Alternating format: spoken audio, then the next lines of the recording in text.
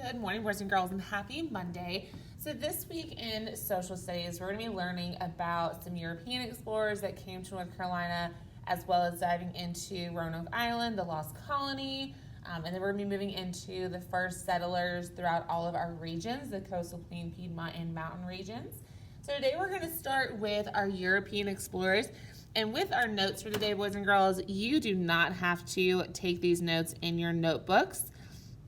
If you would like to, that would be great, but you do not have to because I'm going to be providing you a graphic organizer that is attached to these notes as well that you need to fill out because there is going to be another question at the end that you need to answer as well. So don't worry about transferring these over into your notebooks. Okay, you're going to be filling out everything that we talk about in here into your organizer and then just answering that question at the very end. Today's date is November 30th, the last day of November, getting into December, into that Christmas holiday. All right, boys and girls, so for our first European explorer, we're going to start with Giovanni da Verrazzano. Giovanni da Verrazzano. Okay, now Giovanni was hired. He was an Italian explorer, first of all.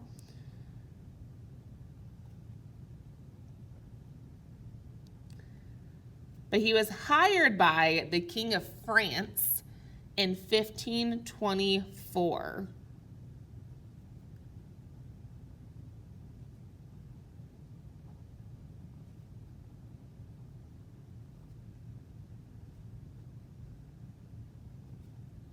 Now, he was hired by the King of France to explore and to travel to where Christopher Columbus went as well, into that North America area. He sent him on an expedition, which an expedition is a journey taken by a group of people to learn more about a new land. Okay? And he was hired by the King of France to find the Northwest Passage. Now, the Northwest Passage is what the European explorers thought existed. It does not, but they wanted to find a water route that led through North America to Asia, either through or around North America. It does not exist. There's not one body of water that goes all the way across the country. There are a few that connect and get you pretty far into North America, but not all the way through. Okay.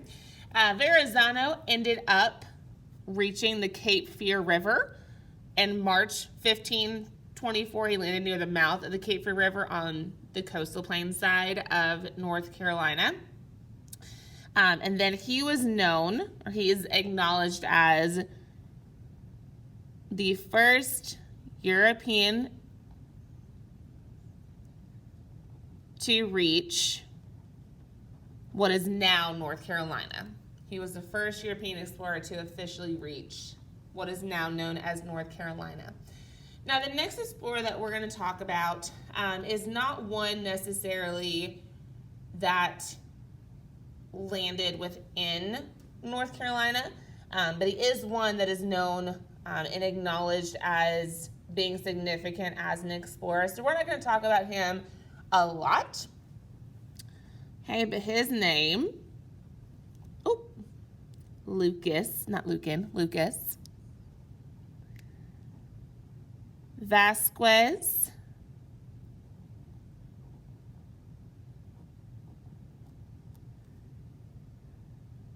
de Ayllón. Okay, Lucas Vasquez de Ayllón.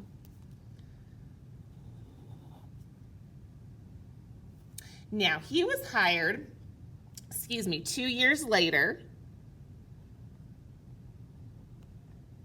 hired by Spain in 1526. Okay, he was hired 2 years later to start a colony for Spain along the Cape Fear River.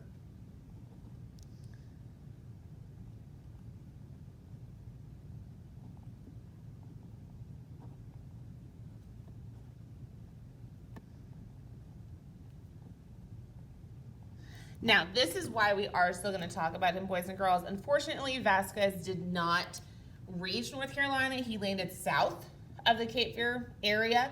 He landed more in what is now known today as South Carolina.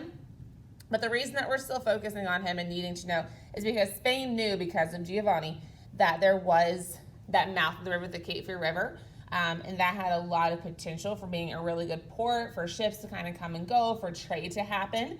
And so that's why we still need to recognize Ion and what he did, what his expedition was for, was because they were trying to establish that first colony there. Unfortunately, again, they did not happen. They landed south of the Cape Fear area. They did not reach North Carolina, or what is now known as North Carolina. They did not reach it at all. And then, unfortunately, with his expedition, they did not succeed in what they were trying to do with their colony.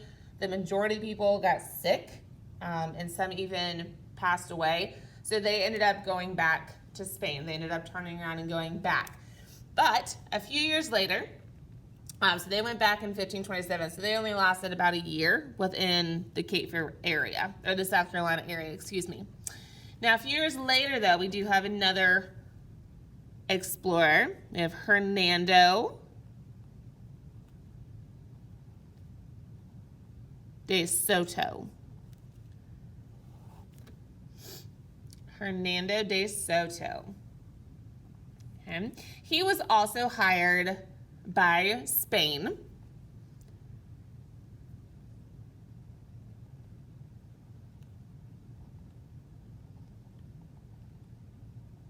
in 1540. Some records have him coming at 1539, but 1540 is the more accurate date that we have for Hernando de Soto.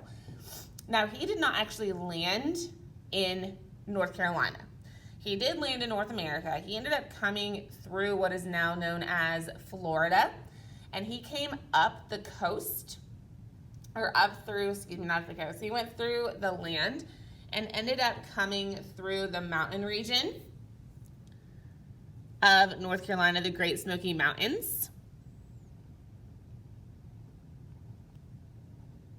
So he searched the Great Smoky Mountains.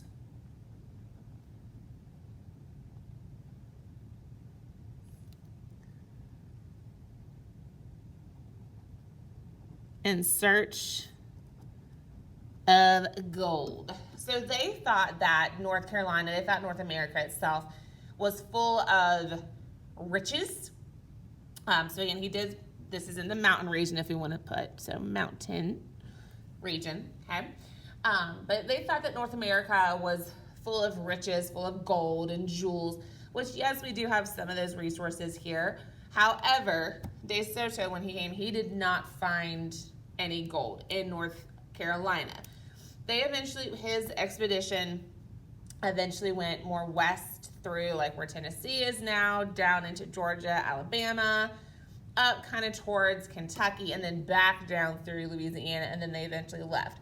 So they stayed on the southern part of North America.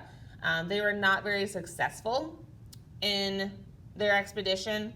Again, an expedition is a journey to learn about the new land they're exploring, but they did not have a successful expedition, so they eventually went back to Spain as well, more or less empty-handed.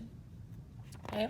Now, the last explorer that we're just going to focus on real quick is one that we still recognize today in North Carolina.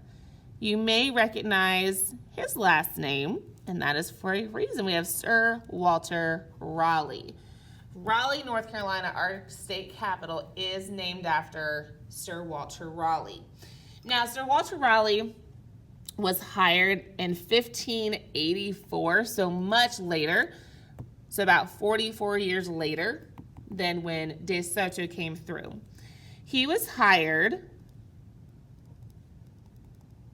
by England, and we can say more specifically Queen Elizabeth I, not the one that's alive today, not the Queen Elizabeth today, but Queen Elizabeth I, in 1584. She asked Sir Walter Raleigh, she gave him permission to establish a colony in North America. She wasn't very specific really about where to establish it because the area around North Carolina, because we have those Outer Banks, have been explored the most. That is where they shot for, and that's where they did end up. But we'll talk about that a little bit later. So he was hired by England in 1584. And the goal was to establish a colony for England. That was the goal. She wanted Sir Walter Raleigh to go. She finally gave him permission. England was one of the last countries to explore North America because they were still very hesitant about the finances and also just what was there. It was still a very unknown area, a very unknown place.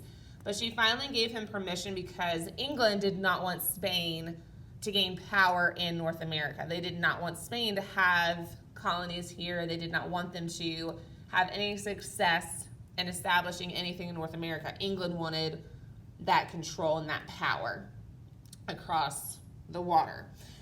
He did end up establishing a colony. The first one not necessarily was as successful.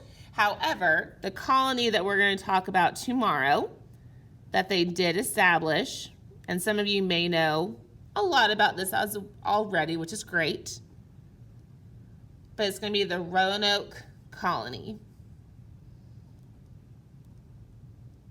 And it was built on Roanoke Island, which again is part of the Outer Banks. You can still go here today. And they do some reenactments from what it was like with the explorers and when they first came. So it's really, really fun to go and see those representations of what it was like back in the days. And then again, we're going to talk a lot more about Roanoke Island, kind of what was there, how they established it, and then also what happened to those colonists, because that's kind of still a mystery today.